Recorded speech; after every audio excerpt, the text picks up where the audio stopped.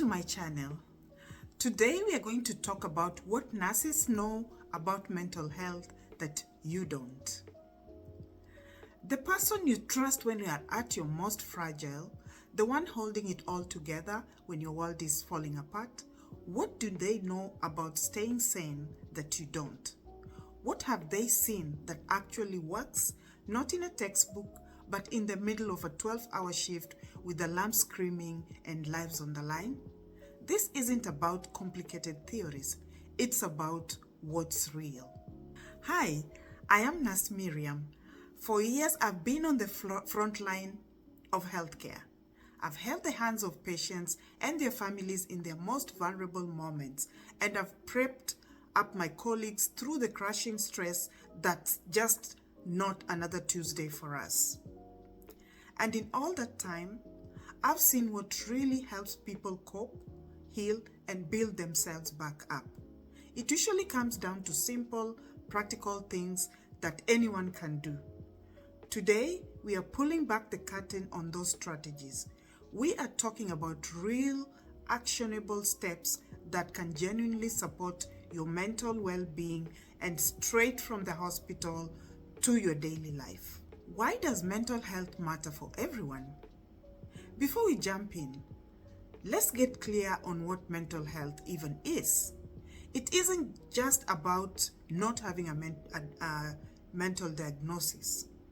It's the state of well-being that lets you handle life's curveballs, learn new things, be productive, and feel like part of your community.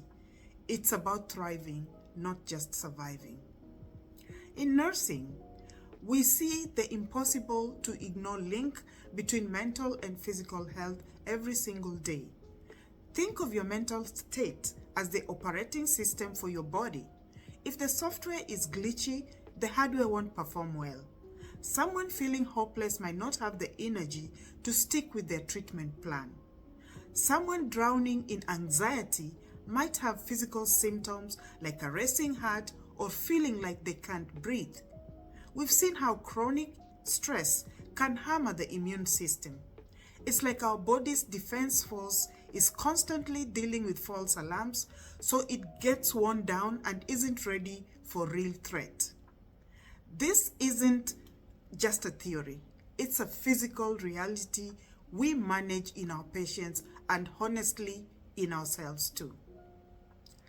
I remember one patient, an older man recovering from major surgery. Physically, he was on the mend, but his spirits were just gone. He was quiet, withdrawn, and didn't care about anything. He'd hit a wall. His family was terrified. One afternoon, I just sat with him and listened. He told me about his garden, his wife, his fear that he'd never be strong enough to go home. Just by giving him a safe space to say his fears out loud, we saw a change. His mood lifted, he started really participating in his physical therapy, and his healing truly took off. That's the power of taking our mental state seriously. It's as vital as any medicine we give.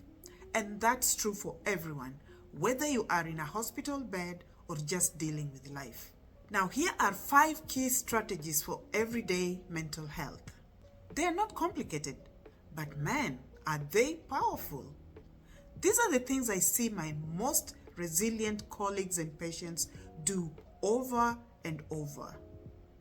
Number 1, protect your sleep. This one is absolutely non-negotiable. Sleep is when your brain and body actually repair themselves. It's essential for memory, focus, and keeping your emotions in check. When you're sleep deprived, your brain's alarm system gets oversensitive, like a smoke detector that goes off from a piece of toast. It makes you way more reactive to stress and negativity. Think of it like this. Good sleep is the foundation you build the rest of your day. To make it happen, try setting a regular bedtime and wake up time. Yep, even on weekends. Create a calm pre-bed routine, like reading a book or listening to quiet music. And for the love of all that is holy, put your phone away. That blue light is telling your brain it's time to be wide awake. Number 2, move your body. You don't need to run a marathon. Just 20 to 30 minutes of activity a day works wonders by releasing endorphins, and that is your body's natural mood lifters. Think of it like shaking up a fizzy drink that's gone flat. It brings the sparkle back up. We see it all the time. Regular movement is directly tied to lower stress levels. It boosts self-esteem and life satisfaction while chipping away at symptoms of anxiety and depression. Find something you actually like doing, whether it's walking, dancing around your living room, stretching, or gardening. The key is just to do it. Make it as non-negotiable as brushing your teeth. Even a quick walk on your lunch break can totally change your afternoon. Number 3, practice gratitude. I know this can sound a bit cliche, but stick with me. It's backed by solid science and countless real-life examples. Keeping a gratitude journal is a powerful way to lift your focus from what's wrong to what is right. Think of your mind like a radio. If you're always tuned into the static of negativity, that's all you'll hear. Gratitude helps you scan the airwaves and find clear, positive stations. It literally trains your brain to spot the good stuff. Let's try a quick exercise. Grab a piece of paper or open a notes app. Write down 3 specific things that went well today. They can be tiny. Maybe your coffee was perfect this morning. Maybe a stranger held the door open for you. Maybe you saw a fantastic sunset. Be specific. Doing this for just a couple of minutes a day creates a real, tangible record of positive moments. It becomes an amazing resource to look back on when you are having a tough time. Number 4, connect with others. Look, we are social creatures. We are built to be in it together. Feeling isolated actually cranks up our stress hormones, while having strong connections acts like a car's suspension system. It absorbs the bumps in the road so the ride isn't so jarring. Never ever underestimate the power of texting a friend, joining a club, or volunteering. Sharing what you're going through with people who get it can be a massive relief. In nursing, our team is our lifeline. We lean on each other because no one else quite understands the pressure. That sense of community is a massive shield for our mental health. So make time for your people. It's just as important for your mind as a healthy diet is for your body. And lastly, number 5, try relaxation techniques.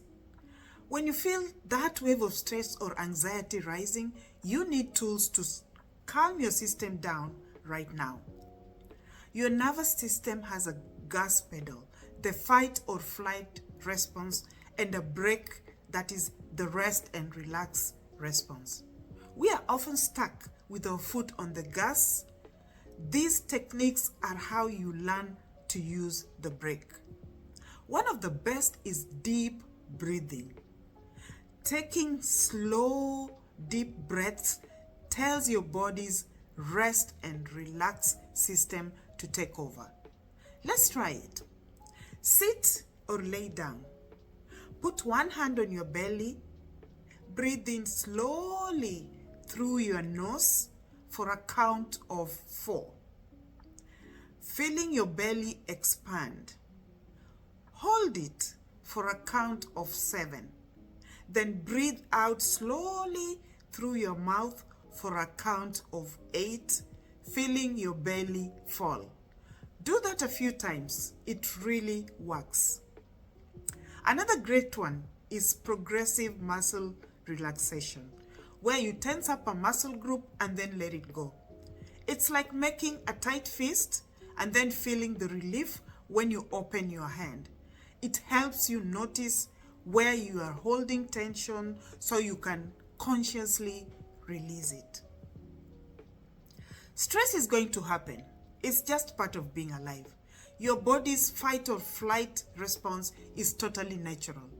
The problem is when that alarm is ringing constantly because of chronic illness. It's a car alarm that won't turn off. It's meant to be short-term warning. But when it's always on, it drains the battery and becomes the problem itself. This can lead to headaches, pain, and a weaker immune system. The trick is having healthy ways to cope ready to go. Good coping skills can be about solving the problem, like going to therapy or learning to manage your time better, or about soothing your emotions, like breathing tricks we just talked about. Journaling is another amazing tool. Think of it like decluttering a room. You have to get your thoughts out of your head and onto the paper so you can see what you're dealing with and organize them. It is also important to set boundaries. Learn to say no. It's a complete sentence. Disconnect from the 24/7 news cycle and social media when it's all too much. And make time for hobbies that bring you joy. This isn't selfish. It's essential maintenance for your mind. These self-care strategies are vital, but sometimes they're not enough. And asking for help is a sign of strength, not weakness. Think of it this way. If you had a persistent leak in your house that you couldn't fix, you'd call a plumber without a second thought. Your mental health deserves the same expert attention.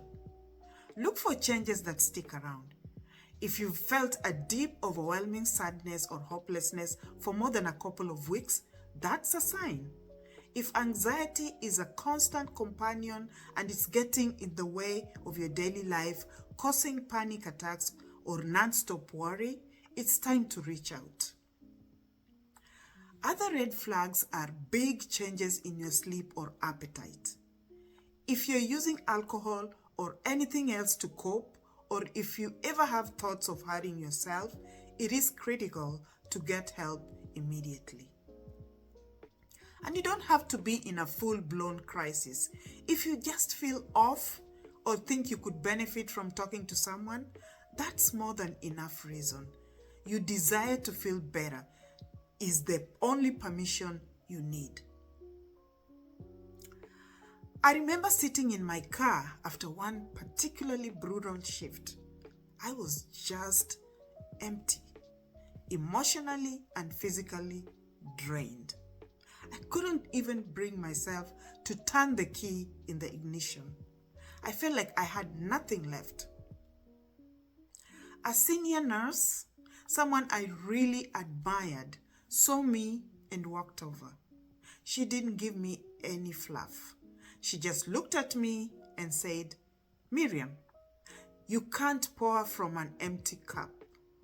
Go home, take a hot bath, and don't you dare think about this place until you walk through that door for your next shift." It was such a simple advice, but it hit me hard. Self-care isn't a luxury. It is a necessity. Especially for those of us in caring professions. We forget that we desire the same care we give our patients. My biggest takeaway from all my years in nursing is this: you have to acknowledge how you feel. It is okay not to be okay. It is okay to be exhausted, and it is always okay to ask for help. Being resilient doesn't mean you never get knocked down. It means you have the tools and the people to help you get up. The things we have talked about today aren't quick fixes. They are the building blocks of real, lasting mental resilience.